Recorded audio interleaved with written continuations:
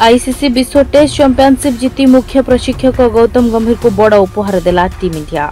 आज मुख्य प्रशिक्षक गौतम गंभीर को जन्मदिन। तांको जन्मदिन रे भारत टेस्ट मैच जीति तांको जन्मदिन उपहार देछि। प्रशिक्षक भाव में गंभीर को प्रथम टेस्ट सीरीज विजय पूर्व इंग्लैंड विपक्ष सीरीज 2-2 रे ड्र रही।